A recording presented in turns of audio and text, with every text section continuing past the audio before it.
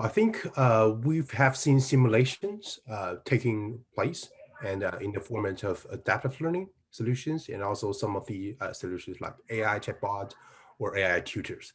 And it has some pros and cons. For example, like for some of the pros, it saves some educators time and effort since they don't need to be involved as much.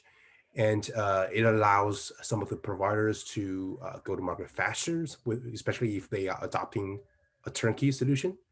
And it also unlocks some of the big data analytics opportunities where they can drill down to study the student behavior and learning progress.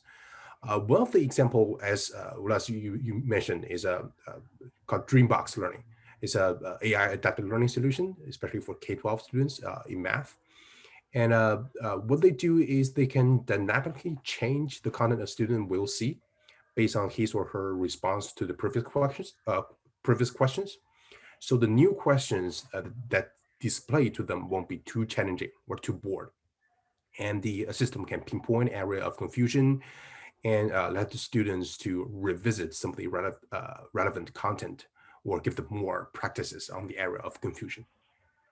However, although simulation can help teachers, I don't think they can fully replace human teachers because we have already seen some of the limitations here because they cannot answer all the questions, especially if you are facing a lot of curious students, and they may not provide enough or sufficient guidance.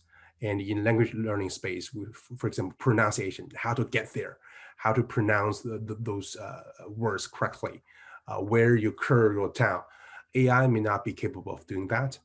And since it's a machine, it lacks emotional intelligence. And a human teacher has been very good at doing social emotional learning. And that's one of the limitations of bots as well. One of the example is Babbel, another language learning providers. Their main product offering was pretty much like Duolingo asynchronous content, text-based or pre-recorded video. But they recently launched live instructor-led courses to better capture customer needs, and they create a new revenue stream for their business as well. So in the previous one, asynchronous learning, they charge about $10 per month, and in synchronized learning space, they are charging 10x, $100 or more per month. So these where we can Babel is realizing the limitation of bots, and they are switching or pivoting to or opening some of the new opportunities leveraging human interactions.